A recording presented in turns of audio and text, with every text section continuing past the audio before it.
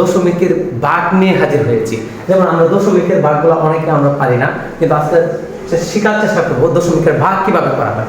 দশমিকের ভাগের ক্ষেত্রে আমরা একটা দশমিকের ভাগ এখানে নিয়েছি, সেটা হচ্ছে 0.02 বা 0.004। এই ভাগটা আমরা ক্যালকুলেশন করার চেষ্টা করব। আচ্ছা, এখানে আমরা তো যে এইভাবে লিখি, ওই লেখাটাই আমরা এখানে লিখবো 0.02 ডিভাইডেড বাই 0.004। আমরা এইটা লেখা যে কথা, এইভাবে লেখা কিন্তু একই কথা।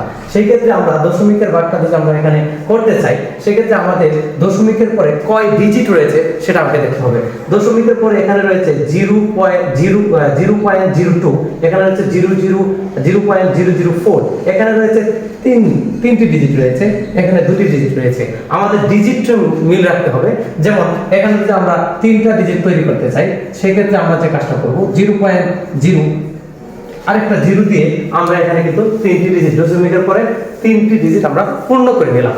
সে তেমনি ভাবে নিচে 0.004 এখানে কিন্তু তিন ডিজিট অলরেডি পূর্ণ করা আছে।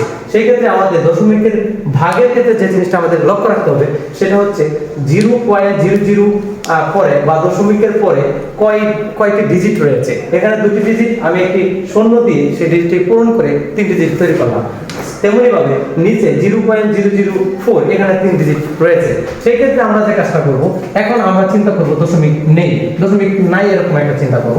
সেই ক্ষেত্রে আমরা যদি চিন্তা করি, তার উপরে 0.00 দশমিক যদি এখানে চিন্তা বিবেচনা না করি, তাহলে সেই ক্ষেত্রে উপরে পাবো 20, নিচে পাবো যে নিচে 0.00, এগুলো দশমিক যদি না থাকে সেক্ষেত্রে আমরা যে পাবো সেটা হচ্ছে 4, এবং এটা যদি আমরা ক্যালকুলেশন করি পেয়ে যাবো হচ্ছে 5। খুব সহজেই কিন্তু আমরা দশমিকের একটি ভাগ করে ফেললাম। সেভাবে আমরা আরো দশমিকের ভাগ দেখতে পারি।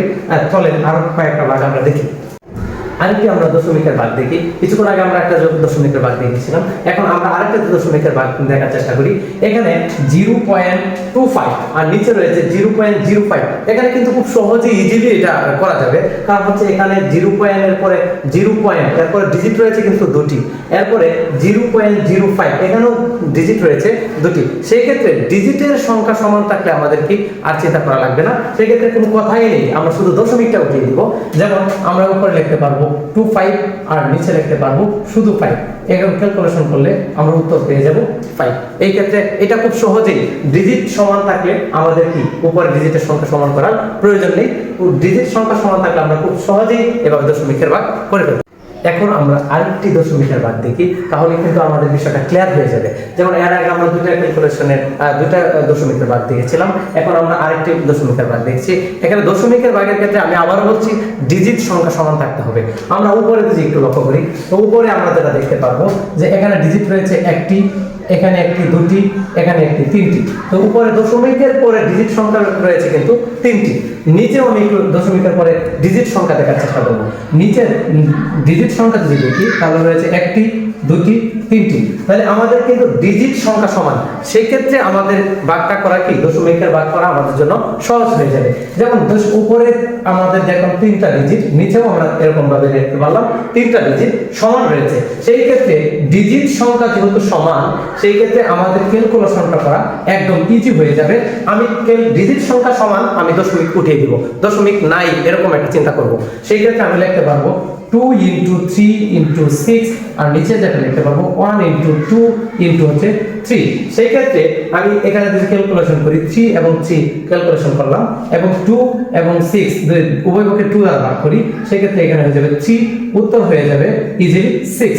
সেই ক্ষেত্রে আমি কিন্তু খুব সহজে একটি দশমিকের ভাগ করে ফেললাম। সেই ক্ষেত্রে এইভাবে আমি যে প্রসেসিং দেখিয়েছি, এই প্রসেসিং এর দশমিক ভাগ খুব সহজে এবং শর্টকাটে খুব সুন্দরভাবে করা যাবে। ভিডিওটি যদি সবাইকে ভালো লাগে এবং সবাই এই ভিডিওটিকে শেয়ার এবং লাইক কমেন্ট দিয়ে অন্যকে জানিয়ে দেওয়ার চেষ্টা করবেন। সবাইকে ধন্যবাদ।